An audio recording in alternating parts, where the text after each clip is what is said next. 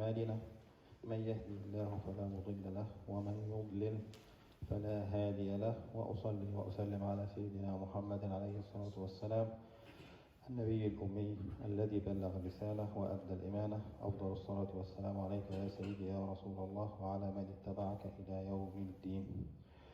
All praise be to Allah, the only God worthy of worship, and I bear witness that Muhammad alayhi salatu wassalam is his final messenger, and that he fulfilled the risala and he conveyed it to us, and I bear witness that he is the last messenger, and inshallah I ask us to follow him until the day of our passing away. It is narrated in the Quran in Surah Hajj, Ya ayyuhan nasu ittaqu rabbakum inna zalzalat as-sa'ati shay'un 'azim. O humanity, this is a message for all humanity, not for the believers, for the humanity. Fear your Lord, for the violent quaking at the hour is surely a dreadful thing. That the final hour is going to be really scary, and it is something that's really big, we cannot even imagine. And it is narrated also, Ya ayyuha alladhina amanu ittaqullaha haqqa tuqatihi wa la tamutunna illa wa antum muslimun.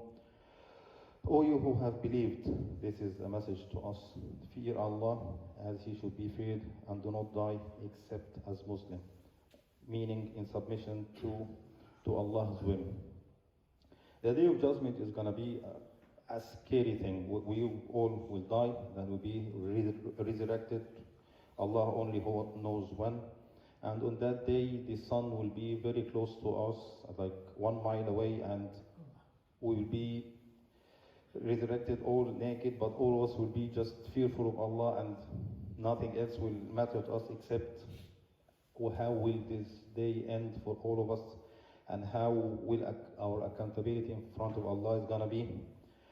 And on that day, nobody will care about anybody else except himself. But Sayyidina Muhammad ﷺ said that there is special categories that on that day will be saved, will be in the shade of Allah.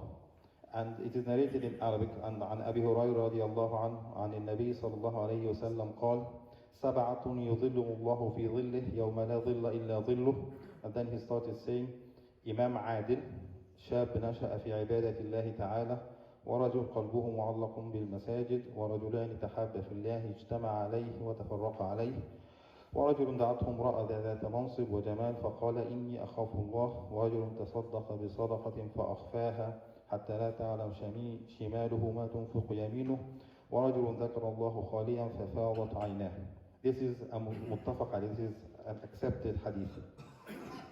So Abu Hurairah, may Allah be pleased upon him, reported that the Prophet ﷺ said 7 categories whom Allah will give protection with his shade in the day of resurrection, when there is no shade but his shade. And they are a just ruler, a ruler who is just in his ruling, a youth who grew up in the worship of Allah, a person whose heart is attached to the mosques, 2 persons who love and meet each other and depart from each other only for the sake of Allah, a man whom a beautiful and high-ranking woman seduced, but he rejects, saying, I fear Allah, a person who gives a charity and concealed it that his left hand would not know might his right hand have spent, and a person who remembers Allah alone and then his eyes will be wet in tears. Those 7 categories are very special categories, and they are not easy to fulfill. And for us, they will need sacrifice. I ask Allah to be among those, inshallah, all of us. It will need from us work, it will need from us determination, it will need us a will, a knowledge of why we are doing this, why do we want to be among these. Like, for example, if we take the just ruler. Ruling is very powerful.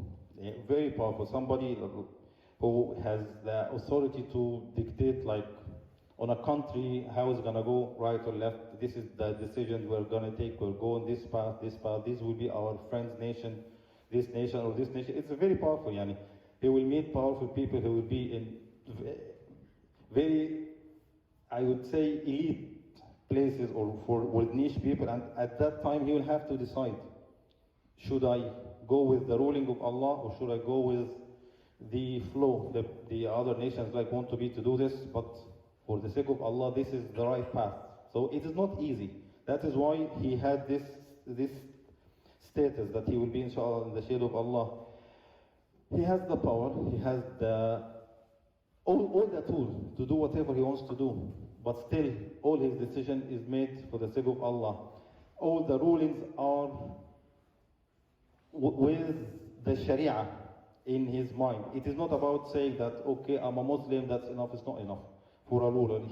The Sharia has to be abide to in the ruling. He doesn't have to be a man with a beard wearing a certain costume to show that he's a Muslim. No, his ruling has to be according to Sharia, and this is even harder.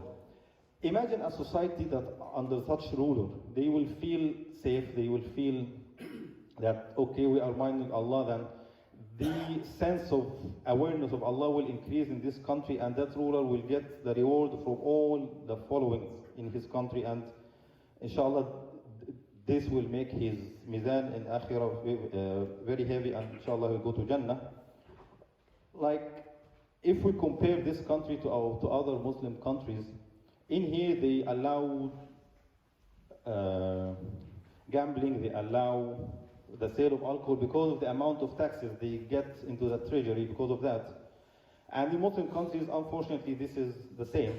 But this is money that will not have barakah from Allah, will not be blessed income to the country. Like in here, if you go to the A&E, any hospital, Saturday night, Friday night, you will see many accidents related to alcohol consumption. So they get the money from one hand and they spend it on the other hand. So for us, such money or such things have to be forbidden in our countries. The second category is a young person who grew in belief.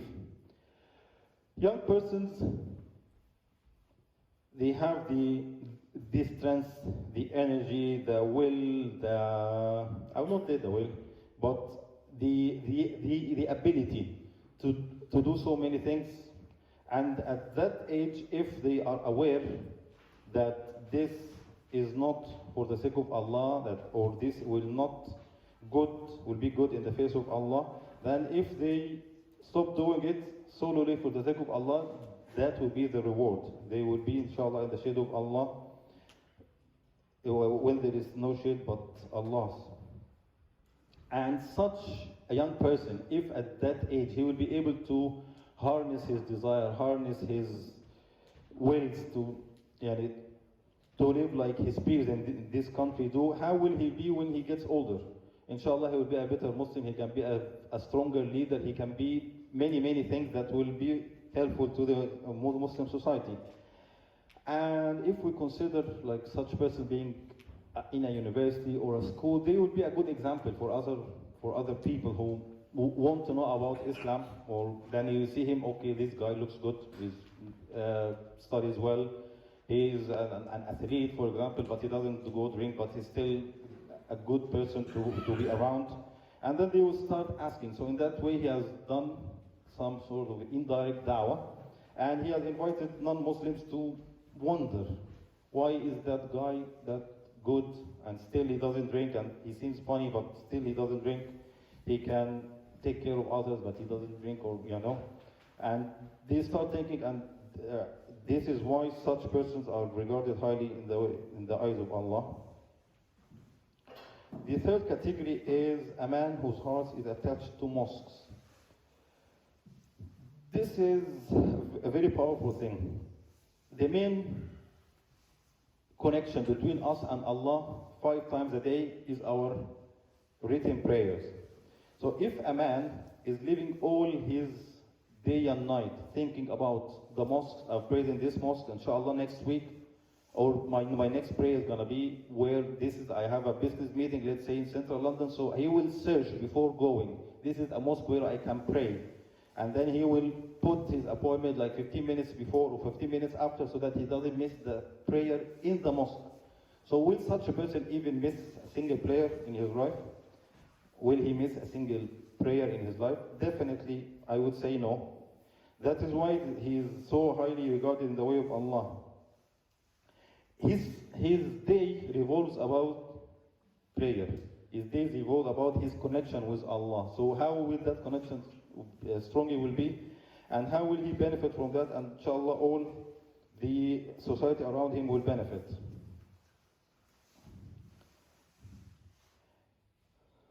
The fourth category among those is two persons that meet and love each other for the sake of Allah.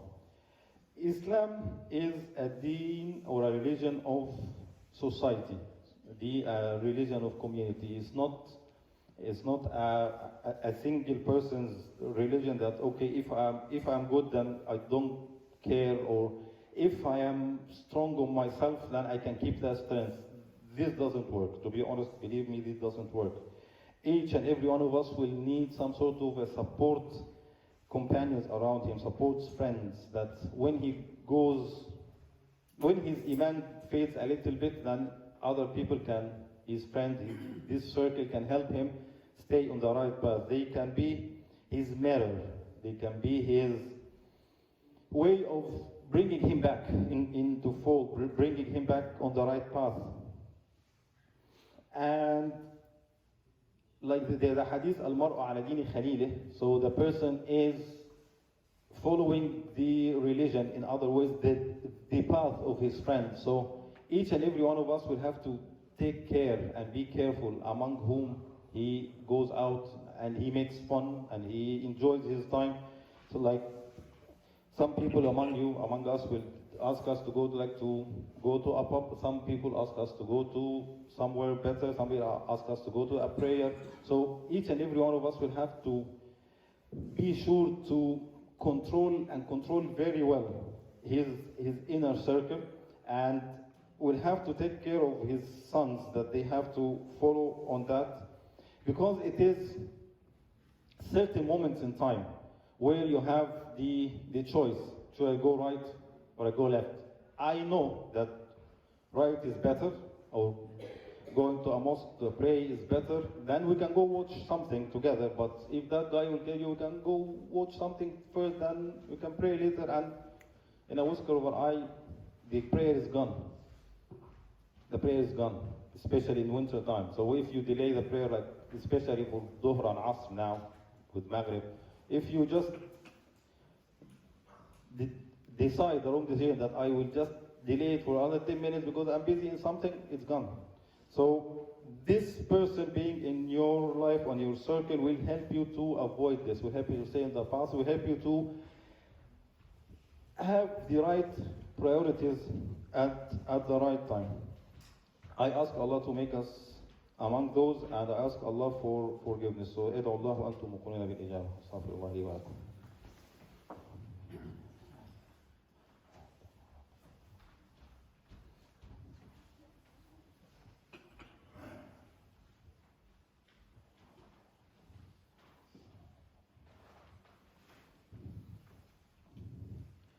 All praise be to Allah, the only God worthy of worship, and I bear witness that Muhammad ﷺ is his final messenger.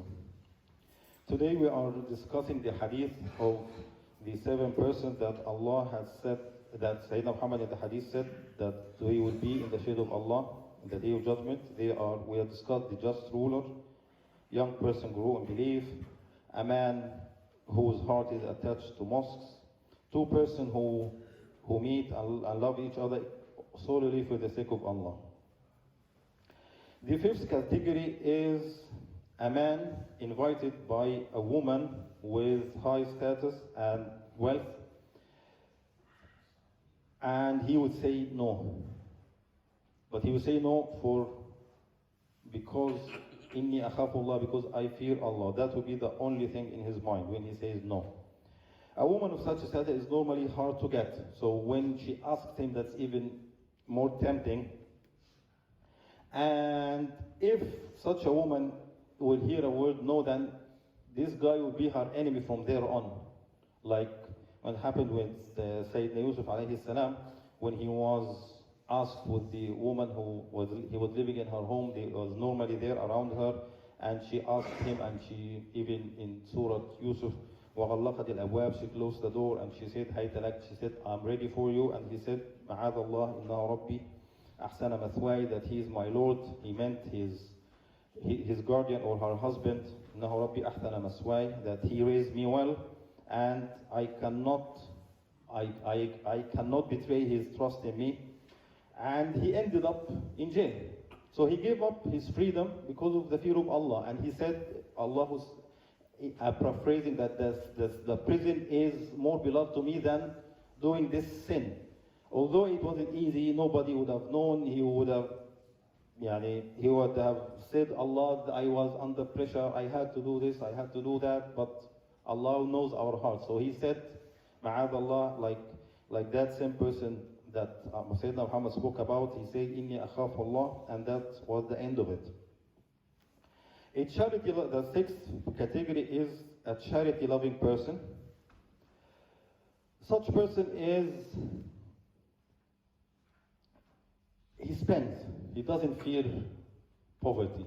He doesn't say, I will spare this for my kids because I do not know how long I'm going to live and I have to leave something to them.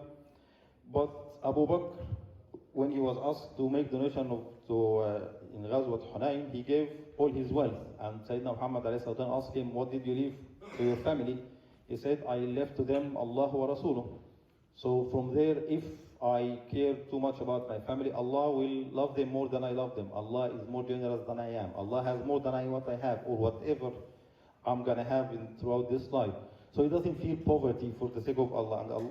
And in another hadith is narrated that man tuqisa malum min sadaqah. No money, no wealth will ever be less because of paying charity. Because it is given to Allah, and Allah is the most generous, and subhanallah wal ghani. And then you give with the right, and Allah will give you. And if you give more, Allah will give you more, and this will not end.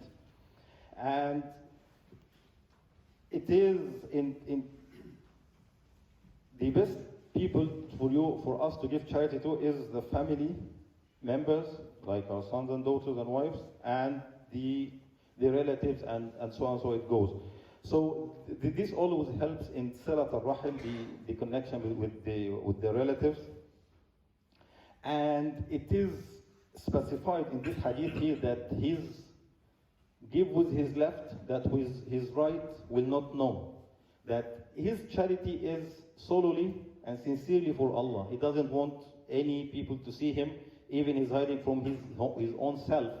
That he's only seeking to please Allah. He's only seeking Allah's pleasure in whatever he's doing. So this sincerity is what differentiates this deed from the other people who do the giving. It is preferred to hide it, but it is not a must. That showing that you do the charity encourages others to do the same, give them a good example of where to spend. Maybe you will encourage others, and then the community will get more and more, and all the community will get better over time.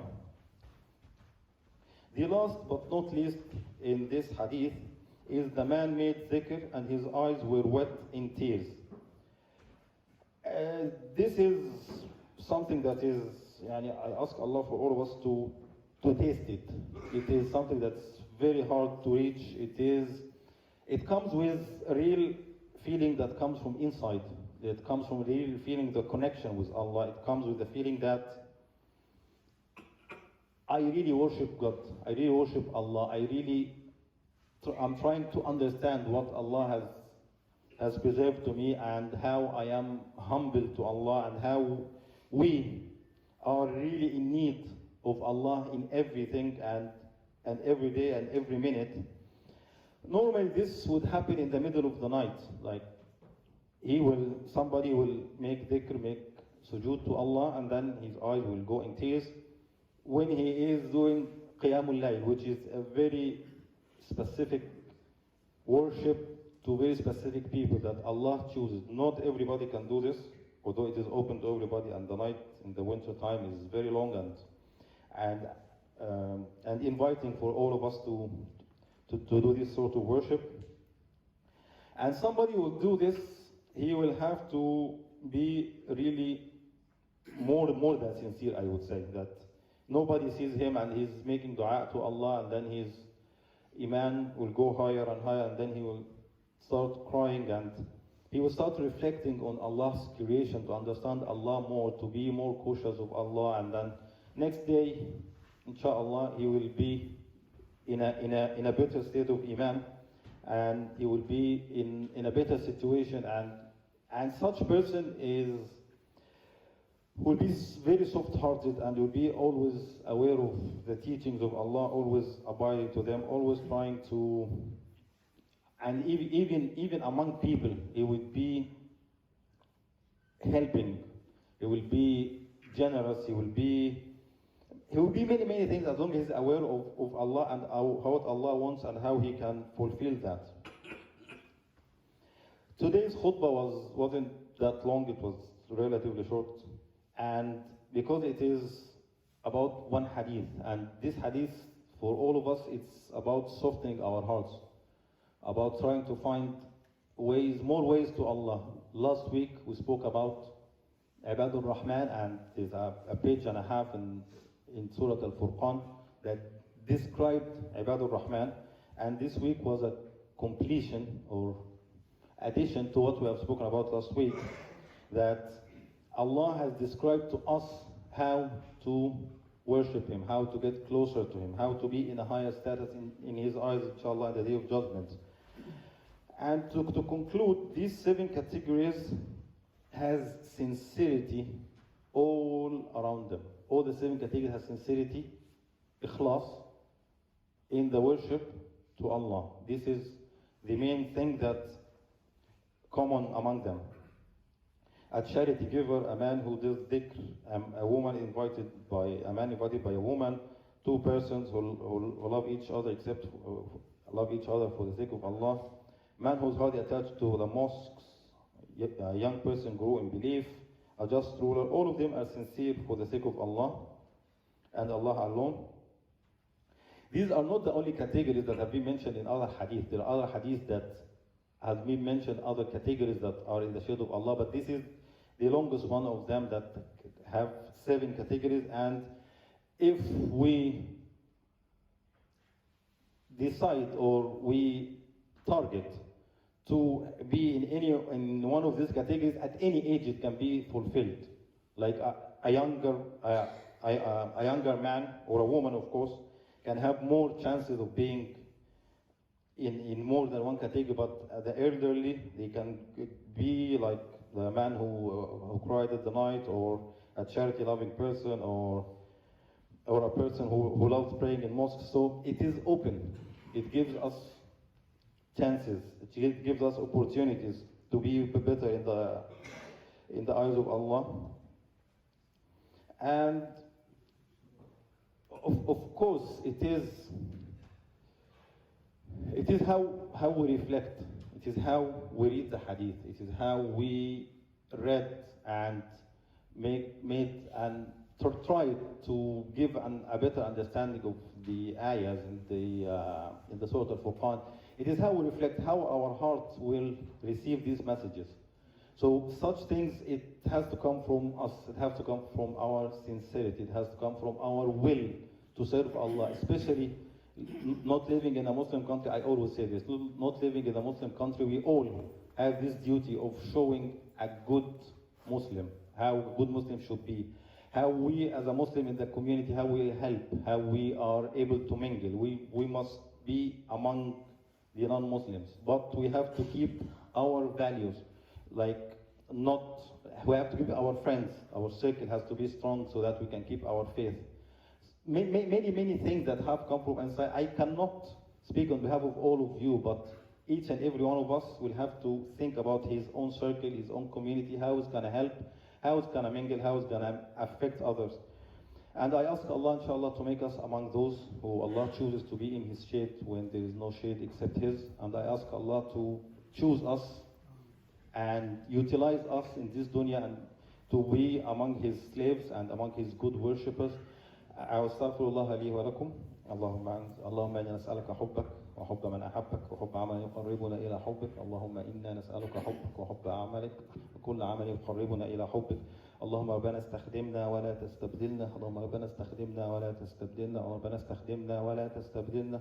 اللهم يا ربنا نستغفرك ونتوب إليك، اللهم يا ربنا نستغفرك ونتوب إليك، اللهم ربنا نستغفرك ونتوب إليك. اللهم يا ربنا آتنا في الدنيا حسنة وفي الآخرة حسنة وقنا عذاب النار. اللهم ربنا آتنا في الدنيا حسنة وفي الآخرة حسنة وقنا عذاب النار. اللهم ربنا ارحمنا وارحم موتانا وموتى المسلمين، واشف مرضانا ومرضى المسلمين. اللهم ربنا اجعلنا ممن تظلهم بظلك لا يوم يظل إلا ظلك. وأستغفر الله لي ولكم وأقم الصلاة. الله الله